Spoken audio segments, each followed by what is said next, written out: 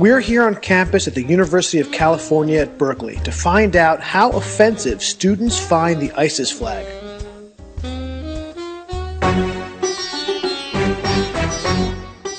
ISIS is misunderstood. We just want our own state. Why does America keep bombing us? America and Western imperialism are to blame, not ISIS. We just want a state of our own, an Islamic state, no different than America. We do not want to hurt anybody else. We don't have to hurt them. Why is America killing us? They're killing innocent civilians. America is causing the death in Iraq and in Syria. America is to blame for the deaths in Syria, not ISIS, not Islamic State. Good luck. Thank you, sir. The blood of the Middle East is on the hands of America. American imperialism is responsible for death all around the world. Right? That's right. We are ISIS. We are love. We don't want to harm anybody. We're forced to by American imperialism and American laws. Right? Right on. Can't smoke on campus. They're going to cite you. Oh, all right. Thanks, Dan. Appreciate it.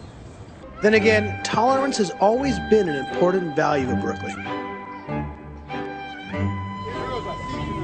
Israel's what? I don't even know what that means, sir. And what's Hamas is a great place, right?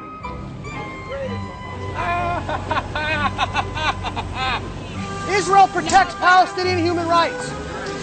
Yes, it does. Israel protects. Only Hamas is responsible. Right? You agree with that?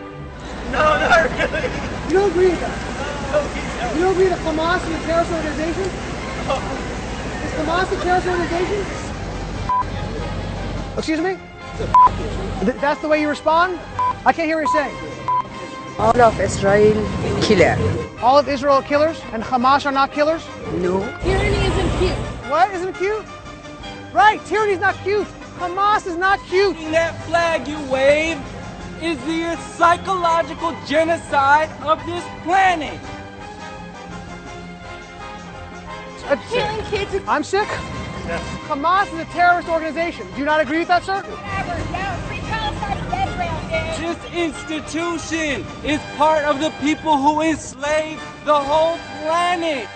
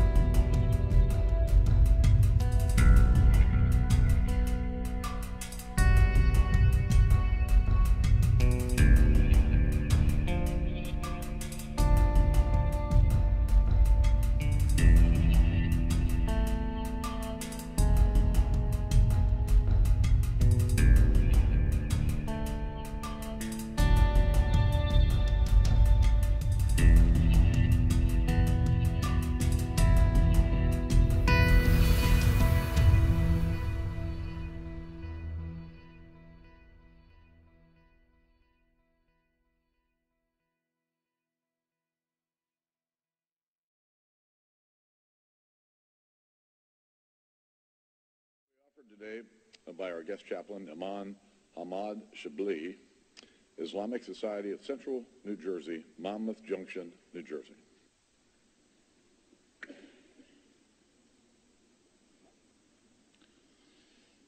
Peace and the blessings of Allah be upon you. Assalamu alaikum. In the name of Allah, the most gracious, the most merciful. Praise be to Allah, the cherisher, the sustainer of the world. The most gracious, the most merciful, master of the day of judgment. Thee do we worship, and thine aid we seek. Guide us to the straight path. The God of all the prophets and the messenger says in the Quran, guide us to the straight path. The God of all the prophets and the messenger says in the Quran,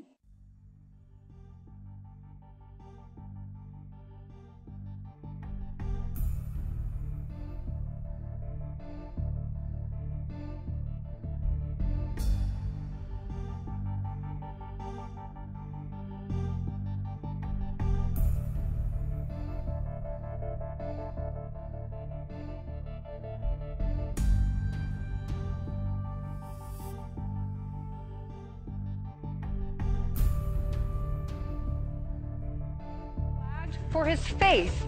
Sam Turner received a penalty for kneeling and raising his arms after scoring a touchdown. He said that he was honoring a teammate who had recently passed away, but according to the league, any gestures in the end zone that last more than 5 seconds are considered showboating. His pastor says Sam's actions weren't about that. A lot of athletes have made it about themselves. Sam's heart was to glorify God in that moment. Sam says he will now praise God from the sidelines, and comments are pouring in about this story right now, huh, guys? That's right. Kit says football players can dance, strut, and otherwise act stupid after every play. Then we penalize a man for saying a prayer. According to the experts, it's because it took longer than 5 seconds. Oh, gosh. Dennis says what the refs did was unsportsmanlike. This is just kneeling down. Did he delay the game? And another viewer writes, this player didn't ask any other team member to pray, just personally gave his thanks. Where did freedom of religion go? Yeah, and it's not showboating, is it? Showboating would be it's all about me. What they're doing is saying it's about you, God. He should continue to do it and then keep taking the penalties. Well, you know what? Keep it up. If the league's going to say it takes more than 5 seconds, do it in 4 seconds. Right, do it in 3 seconds. Right, or say a little silent prayer to yourself. Absolutely. Say thank you. All right.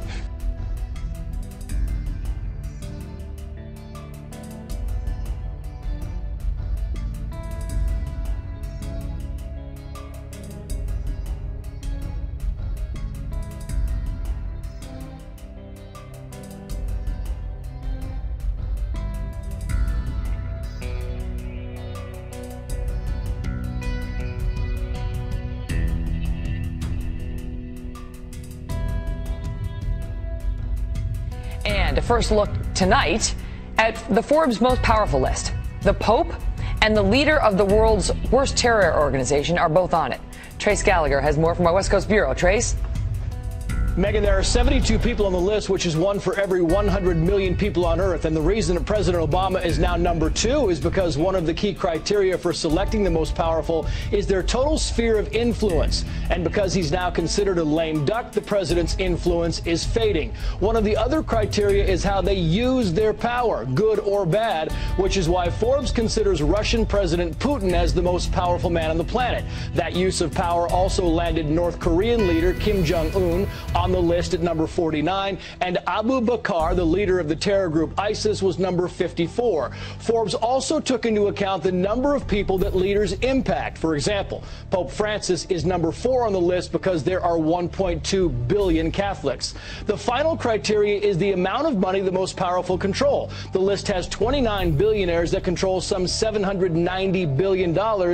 And apparently it takes a while to become powerful because there are only 10 people on the list under 50. 6 of them are in new technology. Facebook founder Mark Zuckerberg being the youngest at 30 years old. Tesla and SpaceX founder Elon Musk is 43. 9 women. German Chancellor Angela Merkel being the highest ranked at number 6. Megyn Kelly somehow snubbed, but we called Steve Forbes and filed a personal protest. I had you at like 48. Thank you. Thank you for caring. I appreciate that.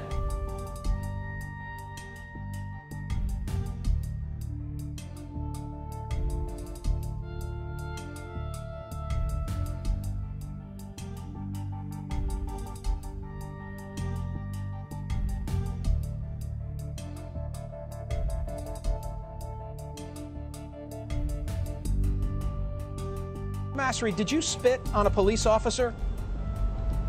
No, I didn't. That was an expression that we use in Arabs, you know what I'm saying? Basically, it's just a sound of me being, me spitting. That's not what I was actually doing. You've been charged with spitting on a police officer, am I right?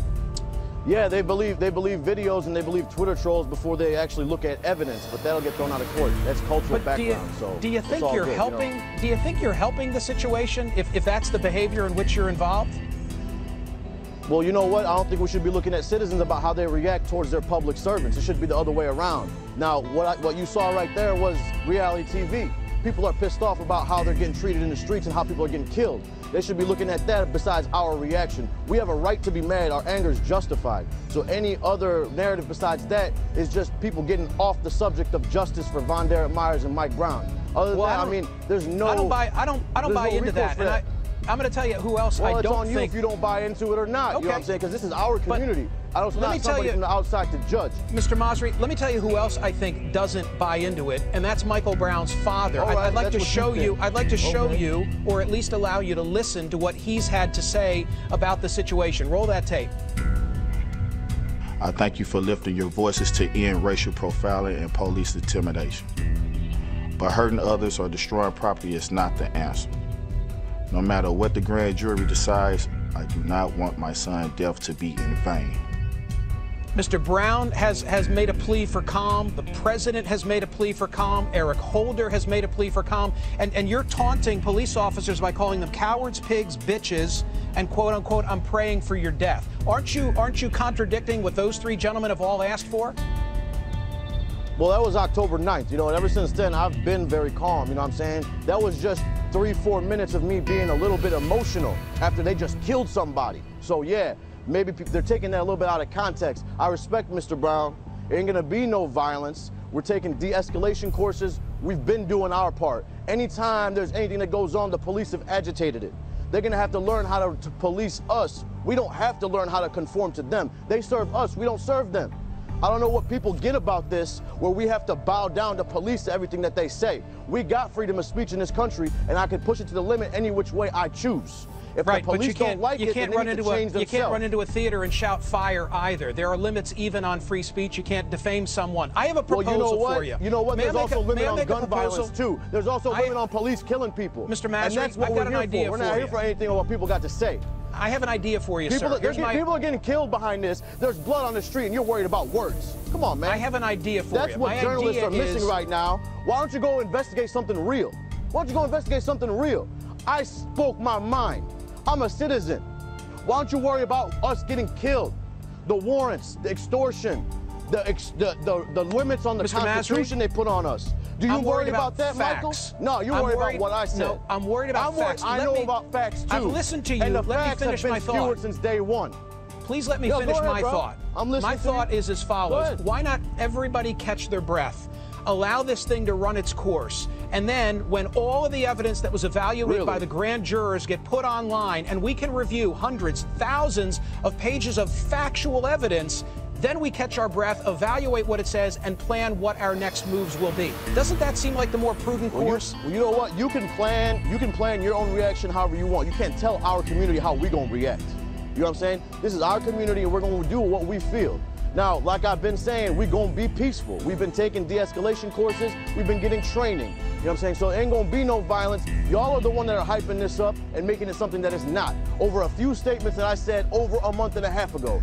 3 minutes of me being out of line, y'all want to characterize me as some kind of demon. And that's on y'all. I don't really care. I'm living here. Mr. Masri, and people what know I'm what saying, I'm about. sir, what people I'm know saying what it's all is about, too. So there's y'all more can go ahead and spew what y'all want to do. I'm going to give you my final thought, and then you can give me yours. There's more unknown in this case than there is known. I don't know how you could be rooting for an outcome when you don't know the evidence that was presented to the grand jury in this case. Go ahead, you get the final word. I know this, that Darren Wilson shot 6 extra times than he had to. He's supposed to shoot to apprehend. We're supposed to have preservation of life in this country, not death. Anytime they shoot somebody and they kill them the first chance they get. That's not what law enforcement's supposed to do. They're supposed to protect and serve us, not to kill us. So all that other stuff you're talking is irrelevant. People are dying. Let me tell you what's irrelevant. Irrelevant is the testimony of someone via a television camera who wanted their moment of fame. I want to see the testimony of the witnesses under oath in front of that grand jury. That's what I want to see. And I want to know the police officer's account, because we haven't even heard it. I can believe what I want to believe. I don't care what any of them got to say. I know what happened. I know that what happened. Darren Wilson did not have to execute anybody. Darren Wilson did not have to execute anybody. He could have shot to apprehend. He didn't have to shoot to kill. That's okay, it. I don't know what ifs, happened. ands, or buts I about don't know it. what That's happened. A teenager. I want to read the That's evidence. a teenager, and he was unarmed. No, Thank you, you sir. ain't got to read the evidence.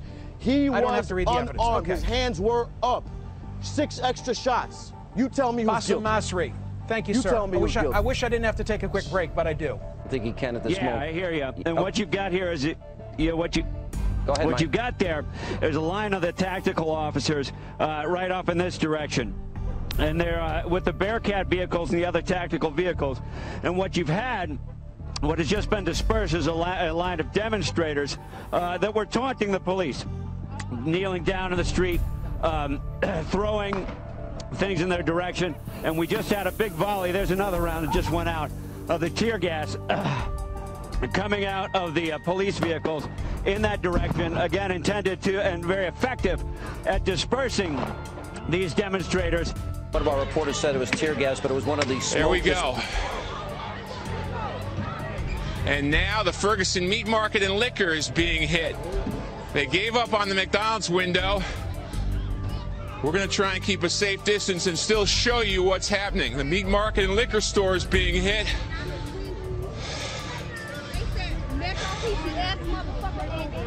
This is live now in Ferguson. Steve Harrigan on the ground. There was an attempt to break into the McDonald's and break the window there. I saw the window just shatter, Steve. Looks like, that's right, that was a baseball bat, but it looks like there's a juicier target here, the meat and liquor market. It's like about 50 people out in front. Yep. Just left. They did this before. They let the places get looted. They should have stayed. They don't care about the black boy.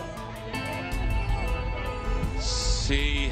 Yeah, I saw another window break, and there people are going in right now. Yep.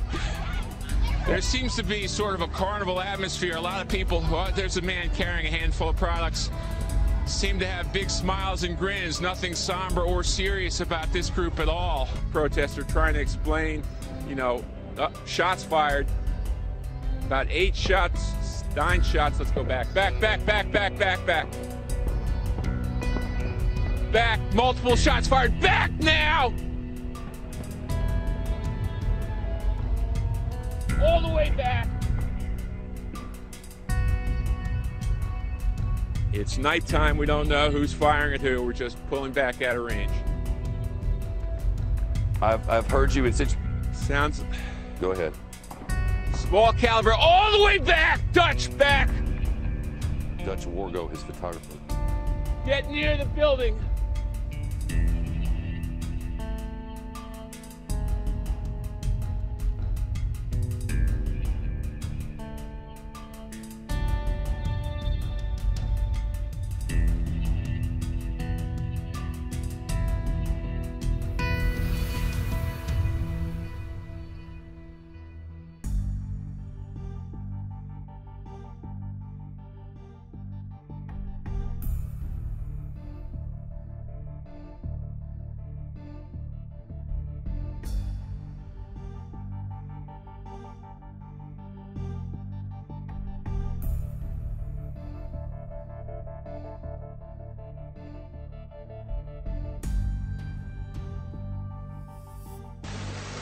A landmark agreement between the world's 2 biggest carbon polluters. U.S. President Barack Obama and Chinese President Xi Jinping announced plans to cut their respective emissions in an unprecedented joint climate pact in Beijing Wednesday. Today I can also announce that the United States has set a new goal of reducing our net greenhouse gas emissions by 26 to 28% below 2005 levels by the year 2025. This is an ambitious goal, but it is an achievable goal. The two also commented on the ongoing pro-democracy demonstrations in Hong Kong. President Obama said the U.S. supports the right of free expression, but President Xi called the protests illegal. Hong Kong's affairs are purely Chinese internal political affairs. Foreign countries should not interfere. Morning. It's beautiful. But perhaps the most talked about controversy of Obama's visit is what some people are calling his gum gaffe.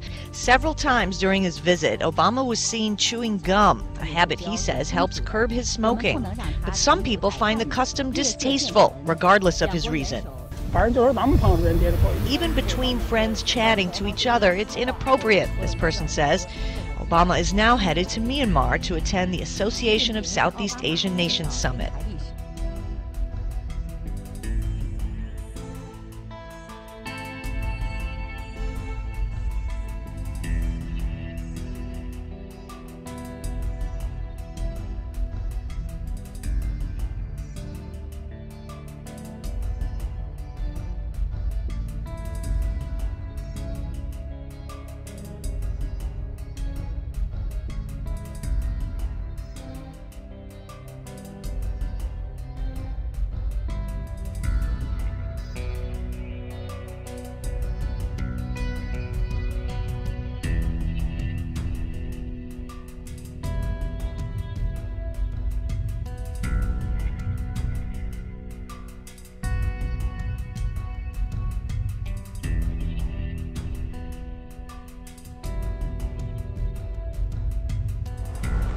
It looks like a surprise holiday gift from a stranger, a crisp $100 bill left on your car. Would you jump out and get it? Probably so.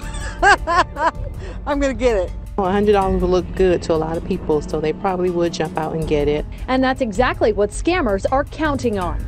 We don't want to scare people, but we do want you to be careful. Because Karen Strawn with the Maryland Attorney General's office says what looks like a present is really a parking lot ploy. This is the holiday shopping time. This is when the criminals are going to come out. This is when the scam artists are coming out. They're trying to get your money and trying to get your safety in any way they can. And 7 on Your Side discovered scammers are taking alarming approaches. The AG's office says it's gotten reports of scammers in Maryland leaving $100 bills on windshields.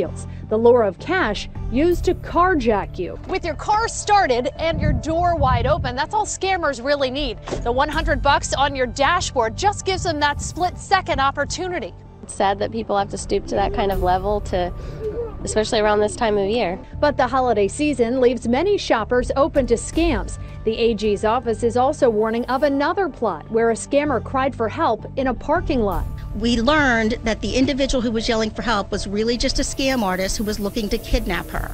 A criminal act officials want to warn you about so you don't become a victim. It just lets me know that maybe I need to be more cautious with my actions. On guard against holiday scammers that want to do you harm.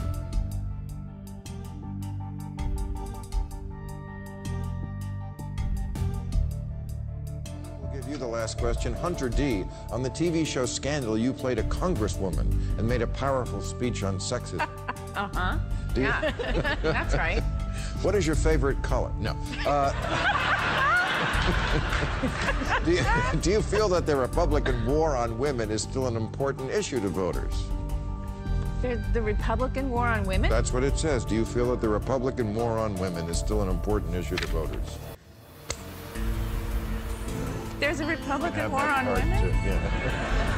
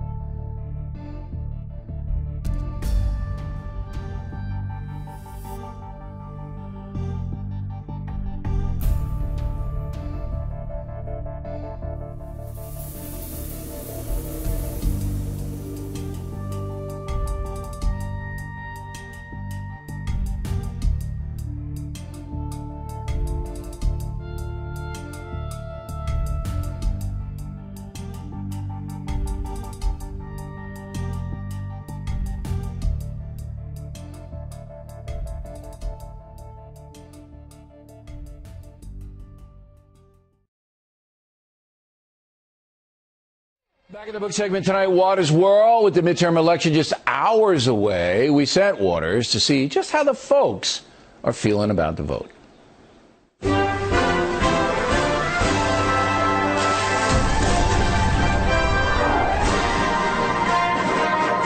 Are you getting jacked up for the elections?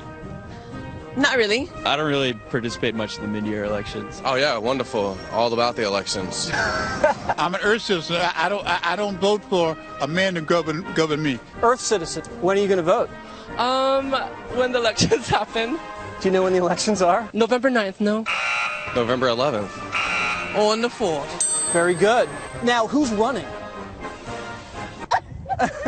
You are. I think I hear my mother calling me. Who's running? And for what? I'm in Virginia, man. Who's running? I don't know. Who's running? You've got to stop thinking about it. What's an important issue for you when you vote? Jobs. Now, the Democrats have been in charge for quite some time. Right. But things aren't that great. You still going to vote for Democrats? Well, I've always been a Democrat since 18, so... Where are you from? North Carolina. If I do vote, I'd vote for Hagan. What do you base that vote on? I don't know. Will you tell me one thing, please? Where are you from? Miami. You know who the governor of Florida is? Rick Scott. Nailed it. Now, he's running against that guy, you know, Charlie... Christ. What? What? How many senators are there? 50. 52. 54. 60. 100. 100. Yes. There you go. Got it. I want to get this down on a tape recorder because nobody's going to believe me. Who's your favorite senator? What was that? Bob Dole. Bob Dole. Was anyone? Steve Cohen. Steve Cohen's a great senator. Is that the white guy that thinks he's black? That's exactly who Steve Cohen is. He's actually a congressman. There's only one person that I really respect in the Senate, and that's Bernie Sanders. Who is your senator? Do you know? I don't know that. I live with a congressman, so that's exciting. Oh, that sounds fishy. No, it's a host family. Oh. Sorry. Now, who controls the Senate right now? It's hard to say. It's really hard to say. It's not that hard. President Obama. Think he's going to be a lame duck? What do you mean by that? Like he's not going to get reelected? Are you going to vote for President Obama again? No. Why not? Sarah Palin's not running either, is she? I think our president is trying his best, but I do feel that he's not in touch with us. You want the president to touch you? I want him to touch the entire American people. Not my body, but just touch. Not in that regard, no. Not awkward, guys. Not awkward unless we let it be awkward. Now, you a fan of The Factor? I am. What's the best segment on The Factor, Waters' World or Miller Time? No offense. I go Miller time. I want you to settle down. Don't make me call you probie officer here. If I was to run for office, would you vote for me? I don't even know you that well. What's your name again? The name is James Bond. James Bond. If I ran for office, would you vote for me? Well, I mean, what are you going to do for me? What did JFK say?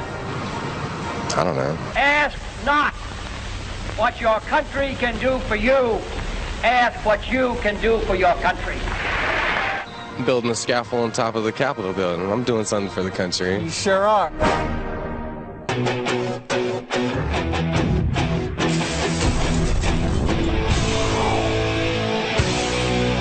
I'm really depressed. Why? The Obama agenda got crushed on Tuesday. I don't know what that means. You literally don't even know what you're talking about. A lot of people are pretty happy about what happened, I think. Did you vote? And I can't vote because I'm felon. Any of you guys call me Francis and I'll kill you. Why do you think the Obama agenda lost? I don't know. The Republicans, that money, that dirty cash, when money talks, walking. I think there was a lot of personal animosity toward him that affected the election. Why did Obama's agenda lose? I don't know. Tell me. Have the president's policies helped you? No. I thought they were supposed to. You got to help yourself before you look for other people to help. You might be a Republican. Yes, I am. Absolutely.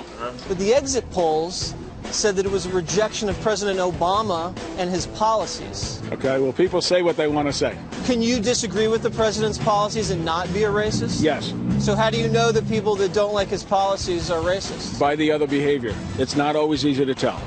But you can tell. Sometimes. Look who knows so much, huh? Do you smoke weed? No.